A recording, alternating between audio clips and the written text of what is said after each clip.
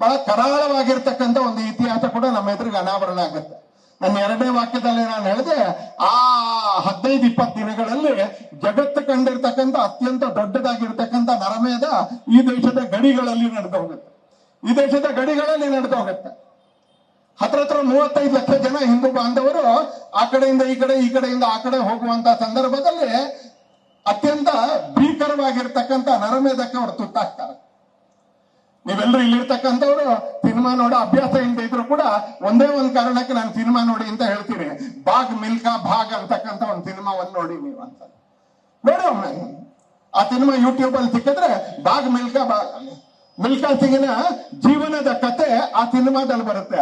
ಆ ಸಿನಿಮಾದಲ್ಲಿ ಕ್ರೀಡೆಯ ಮಧ್ಯದಲ್ಲಿ ವಿಭಜನೆಯ ನೋವನ್ನು ಕೂಡ ಮನಸ್ಸಿಗೆ ತಟ್ಟುವಂತ ರೀತಿಯಲ್ಲಿ, ಸ್ಪಷ್ಟ ಆಗುವಂತ ರೀತಿಯಲ್ಲಿ ಆ ಸಿನಿಮಾದಲ್ಲಿ ತೋರಿಸಿದ್ದಾರೆ. ಅದೇನು ಪ್ರೊಪಗಂಡಾ ಮೂವಿ ಅಲ್ಲ. ಅನೇಕ ಕಮ್ಯುನಿಸ್ಟರು, ಅನೇಕ ರಾಜಕೀಯದವರು ಹೇಳುವಾಗ ಅದೇನು ಪ್ರೊಪಗಂಡಾ ಮೂವಿ ಅಲ್ಲ, ಅದು ಮಿಲ್ಕಾ ಸಿಂಗ್ನ ಬಗ್ಗೆ ಇರ್ತಕ್ಕಂಥ. ಆದ್ರೆ ಆ ಮಿಲ್ಕಾ ಸಿಂಗ್ ಎಲ್ಲಿಂದ ಬಂದ? ಆತ ಕೂಡ ಅವತ್ತು ಭಾರತ, ಇವತ್ತಿನ ಪಾಕಿಸ್ತಾನದಿಂದ ಓಡಿ ಬಂದಂತವನೇ ಮಿಲ್ಕಾ ಸಿಂಗ್. ಅವತ್ತು ಆ ಗಡಿಗಳಲ್ಲಿ, ಎರಡೂ ಗಡಿಗಳಲ್ಲಿ 35 ಲಕ್ಷಕ್ಕಿಂತ ಹೆಚ್ಚು ಜನ ಹಿಂದೂಗಳ ನರಭೇದ ಆಗುತ್ತೆ. ಯಾಕಾಯ್ತು? ಇದನ್ನು ಕೂಡ ಸ್ಮರಣೆ ಮಾಡಿಕೊಳ್ಬೇಕು. ನಾನಾಗ್ಲೇ ಸ್ಪರ್ಶ ಮಾಡಿದೆ. ನಾವೇನ್ ರಾಷ್ಟ್ರಗೀತೆಯಲ್ಲಿ ಪಂಜಾಬ್ ಹೇಳ್ತೀವಿ, ನಮ್ಮ ಹತ್ರ ಪೂರ್ತಿ ಪಂಜಾಬ್ ಇಲ್ಲ. ನಾವು ಬಂಗ ಅಂತ ಹೇಳ್ತೀವಿ, ಬಂಗ ಅಂತ ಹೇಳ್ತೀವಿ. ನಮ್ಮ ಹತ್ರ ಪೂರ್ತಿ ಬಂಗಾಳ ಇಲ್ಲ. ಇವತ್ತು ನಮ್ಮ ಹತ್ರ ಇರ್ತಕ್ಕಂಥ ಬಂಗಾಳವನ್ನು ನಾವು ಪಶ್ಚಿಮ ಬಂಗಾಳ ಅಂತ ಕರಿತೀವಿ. ಹಾಗಾದ್ರೆ ಮಕ್ಕಳಿಗೆ, ಯುವಕರಿಗೆ, ಯುವತಿಯರಿಗೆ ಮನಸ್ಸಲ್ಲಿ ಒಂದು ಪ್ರಶ್ನೆ ಹುಟ್ಟೋದು ಬೇಡ. ಹಾಗಾದ್ರೆ ವಾಟ್ ಈಸ್ ಈಸ್ಟ್ ಬೆಂಗಾಲ್? ಪೂರ್ವ ಬಂಗಾಳ ಏನು ಅಂತ. ಶಕ್ತಿ ದೇವತೆ ಪಾರ್ವತಿಯ ದೇಹದ ಬೇರೆ ಬೇರೆ ಭಾಗಗಳು ಬಿದ್ದಂತ ಜಾಗಗಳು ನಮಗೆ ಶಕ್ತಿ ದೇವತೆಯ ಜಾಗ. ಕೊಲ್ಲೂರಿನಿಂದ ಹಿಡಿದು ಡಾಕೇಶ್ವರಿ ಮಂದಿರದವರೆಗೆ ನಮ್ಮ ಹತ್ರ ಡಾಕೇಶ್ವರಿ ಇಲ್ಲ. ಸಿಂಧು ನದಿ ಹರಿತಕ್ಕಂಥ ಪಂಜಾಬ್ನ ಭೂಭಾಗ ನಮ್ಮ ಹತ್ರ ಇಲ್ಲ. ಲವ ಆಳದಂತ ಲಾಹೋರ್ ನಮ್ಮ ಹತ್ರ ಇಲ್ಲ. ಚಾಣಕ್ಯ ಚಂದ್ರಗುಪ್ತ ಇದ್ದಂತ ತಕ್ಷಶಿಲೆ ನಮ್ಮ ಹತ್ರ ಇಲ್ಲ. ಹೀಗೆ ಹೇಳ್ತಾ ಹೋದ್ರೆ ಯಾವ್ದು ನಮ್ಮ ಅತ್ಯಂತ ಅಭಿಮಾನದ ಕೇಂದ್ರಗಳು, ಆ ತರದ ಅನೇಕ ಸಂಗತಿಗಳಿಲ್ಲ. ಇವತ್ತು ಸಂಸ್ಕೃತಕ್ಕೆ, ಉಳಿದ ಅನೇಕ ಭಾಷೆಗಳಿಗೆ, ವ್ಯಾಕರಣಕ್ಕೆ ಮೂಲವಾಗಿರ್ತಕ್ಕಂಥ ಪಾಣಿನಿ ಇದ್ದಂತ ಜಾಗ ಇವತ್ತು ನಮ್ಮ ದೇಶದಲ್ಲಿ ಇಲ್ಲ. ಆ ತರದ ಅನೇಕ ಕೇಂದ್ರಗಳು ನಮ್ಮ ಹತ್ರ ಇಲ್ಲ.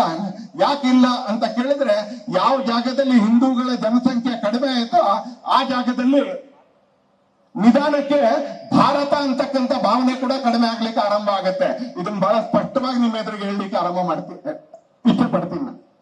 ಯಾವ ಭಾಗದಲ್ಲಿ ಹಿಂದೂಗಳ ಜನಸಂಖ್ಯೆ ಕಡಿಮೆ ಆಗುತ್ತೋ, ನಾವು ಬನಪ್ಪ ಪಾರ್ಕ್ ಅಲ್ಲಿ ಕುತ್ಕೊಂಡಿದ್ದೀವಿ, ನಾವು ಹಡ್ದನ್ ಸರ್ಕಲ್ ನಲ್ಲಿ ಕುತ್ಕೊಂಡಿದ್ದೀವಿ. ಇದರಿಂದ ಆಚೆ 1 ಕಿಲೋಮೀಟರ್ ಹೋದ್ರೆ ಶಿವಾಜಿನಗರ ಆಗುತ್ತೆ, ಇಲ್ಲಿಂದ ಅರ್ಧ ಕಿಲೋಮೀಟರ್ ಹೋದ್ರೆ ಚಾಮರಾಜಪೇಟೆ ಆಗುತ್ತೆ. ಇವತ್ತಿರ್ತಕ್ಕಂಥ ಶಿವಾಜಿನಗರ ವಿಧಾನಸಭಾ ಕ್ಷೇತ್ರದಲ್ಲಿ, ಇವತ್ತಿರ್ತಕ್ಕಂಥ ಚಾಮರಾಜಪೇಟೆಯಲ್ಲಿ, ಇಲ್ಲಿಂದ ಅರ್ಧ ಕಿಲೋಮೀಟರ್ ಚಾಮರಾಜಪೇಟೆ ಸಿಗುತ್ತೆ, ಇಲ್ಲಿಂದ ಅರ್ಧ ಕಿಲೋಮೀಟರ್ಗೆ ಸಂಪಂಗಿರಾಮನ ಕೂಡ ಶಿವಾಜಿನಗರನೇ. ಹೀಗಾಗಿ 100 ಹೆಜ್ಜೆಯಲ್ಲಿ ಶಿವಾಜಿನಗರ ಕ್ಷೇತ್ರ ಸಿಗುತ್ತೆ. ಈ ಎರಡೂ ಕ್ಷೇತ್ರಗಳಲ್ಲಿ ಕಳೆದ 20 ವರ್ಷಗಳಿಂದ ಯಾವುದೇ ಪಕ್ಷದ ಹಿಂದೂ ಗಣ್ಯಕ್ಕೆ ಸಾಧ್ಯ ಇಲ್ಲ. ನೆನ್ಪಿಟ್ಕೊಳ್ಳಿ, ನಾನೊಬ್ಬ ಬಿಜೆಪಿ ಕಾರ್ಯಕರ್ತ, ಇಲ್ಲಿ ನಾನು ರಾಜಕಾರಣ ಮಾತಾಡಕ್ ನಿಂತಿಲ್ಲ. ನಾನು ಬಿಜೆಪಿ ಅವ್ರು ಗೆಲ್ಲಲ್ಲ ಅಂತ ಹೇಳಲ್ಲ. ಯಾವುದೇ ಪಾರ್ಟಿಯ ಹಿಂದೂ ಗೆಲ್ಲಕ್ ಸಾಧ್ಯ ಇಲ್ಲ. ಅಲ್ಲಿ ಚುನಾವಣೆ 2 ವರ್ಷದಲ್ಲಿ ಬರೋದಿದೆ.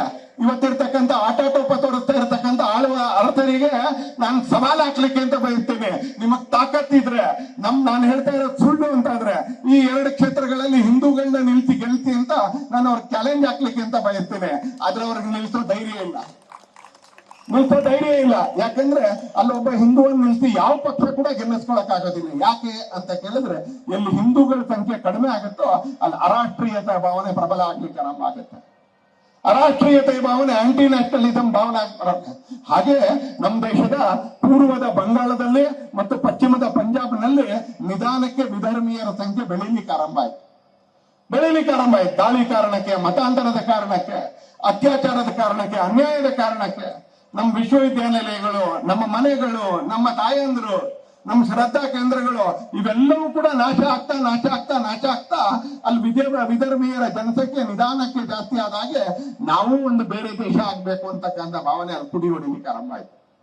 ಸ್ವಾತಂತ್ರ್ಯ ಬರ್ಲಿಕ್ಕಿಂತ 50-60 ವರ್ಷಗಳ ಮುಂಚೆ ನಿಧಾನಕ್ಕೆ ಹೇಳ್ತಾ ಇದ್ದಂತ ಸ್ವರ 1940, 1942, 1946, 1947 ಜೂನ್ 12 ಆಗುವಷ್ಟೊತ್ತಿಗೆ ಅದು ಆಕಾರ ಪಡ್ಕೊಳ್ಳುವಷ್ಟು ಪ್ರಬಲ ಆಗ್ಬಿಟ್ಟಿತ್ತು. ನಮಗ್ ಪಾಕಿಸ್ತಾನ ಬೇಕು ಅಂತ, ನಮಗ್ ಪಾಕಿಸ್ತಾನ ಬೇಕು ಅನ್ನುವಷ್ಟು ಪ್ರಬಲವಾಗಿ ಅದು ಒಂದು ಇಚ್ಛೆ ಏನಿದೆ ಒಂದು ಸ್ವರೂಪ ಪಡ್ಕೊಂಡಿತ್ತು ಅಂತೆ. ಯಾಕೆ?